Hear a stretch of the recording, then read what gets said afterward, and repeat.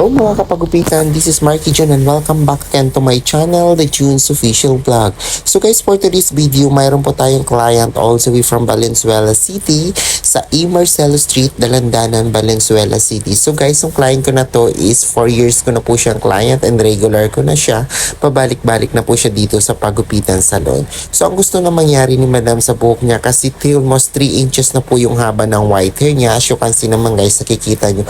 Ang gagawin niya po o gusto niyo pong mangyari sa buhok niya guys ay magkaroon ng highlights and base color and at the same time Brazilian keratin. So ang gagawin natin ngayon, gagawin natin na maganda yung buhok niya para paglabas niya guys nakangiti si Madam. So ang unang gagawin natin ngayon guys is ibabalayage natin yung buhok niya using the frosting cap. So itong gagawin natin ngayon na pang highlight sa buhok niya para at the same time guys ma-emphasize natin yung highlights talaga na marami.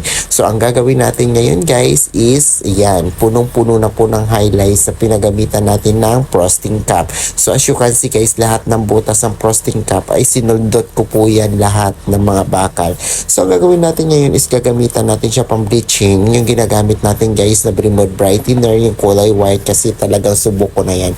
At gagamitan po natin siya ng 9% na oxidizing para pak na pak po ang resulta na guys. So ayan, hinahalo na po natin yung 9% and at the same time yung bleaching na ginawa natin guys. So ang gagawin natin ngayon is i-apply natin guys doon sa may taas ng frosting cap na dinukot natin kanina yung mga buhok ni Madam. So ayan po yung gagawin nating highlight. So ngayon, pagkatapos ko po mag-apply guys, binalutan ko po siya ng plastic na tinatawag natin para hindi po sumingaw and at the same time mabilisan po yung process pag binalutan natin po siya ng plastic cap. So ayan, titingnan muna natin. Unang apply pa lang po natin yan guys. So tinignan ko after 45 minutes, ayan na po yung result niya.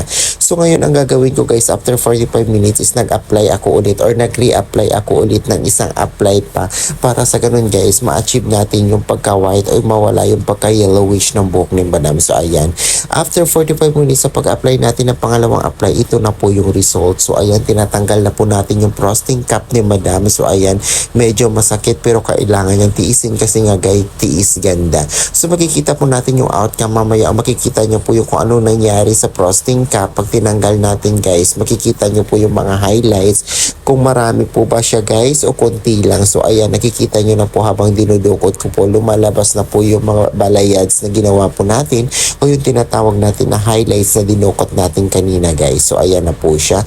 Medyo masakit lang po o medyo masikip kasi guys ang dami po kasing nilagay kanina at marami ko pong dinukot na mga buhok para hindi po mahalata yung white hair ni Madam. So ayan, habang tinatanggal po natin, si Madam parang nakikiliti daw guys, inaantok po siya, hindi naman daw masakit yung buhok niya. So ayan, pagkahila natin guys, so ayan makikita nyo na po, ayan na po yung final outcome po guys ng highlights natin kanina.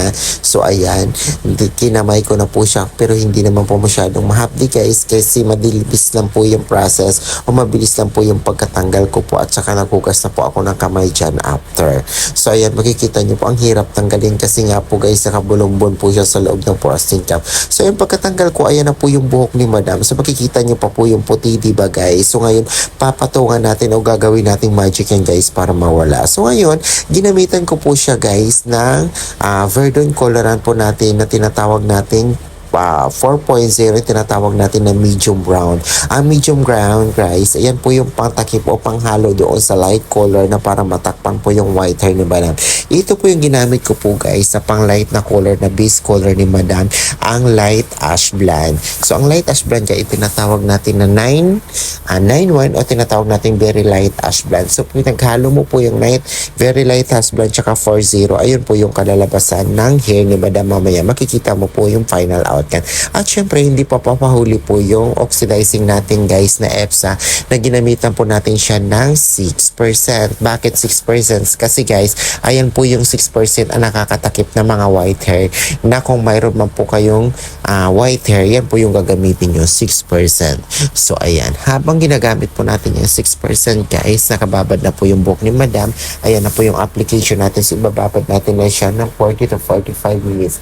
Take note guys, ang pag-a-apply ko dyan guys is scalp na po guys, papuntang tip na po kasi nga po 6% lang po yung ginamit ko. Ayan, after po natin mabanlawan guys, ayan na po yung result ng buhok ni Madam.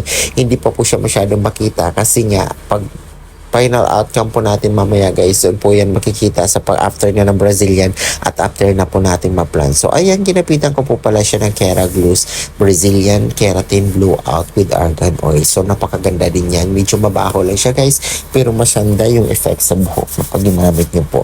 So ayan, Keraglus, murang-mura lang po yan. Kung gusto nyo po mag-order, tawag lang po kayo sa akin o feel free to message me. So ayan, nakababad na po ng Brazilian Keratin ng buhok ni Madam. Ibababad natin yan ng 40 to 45 minutes. After 40 to 45 minutes, i-blower po natin yan guys ng very dry ng 100%. So after natin ma-blower ng dry ng 100% guys, ito na po yung kalalabasan ng hair Madam. Charan! Ayan na po yung final outcomes. Napakaganda. Ayan, ang iba na po yung color, naging light, very light ash blonde na po siya. Nawala na po yung mga white hair ni Madam at gumanda na po yung buhok ni Madam. And take note po, 3 days po bago paliguan po yan para yung keratin o yung gamot ay sumiksik talaga siya doon sa pinakapuno ng hair guys. So ayan, makikita nyo po, wala na pong damage at wala na pong white hair at nabago na po yung kulay ni Madam.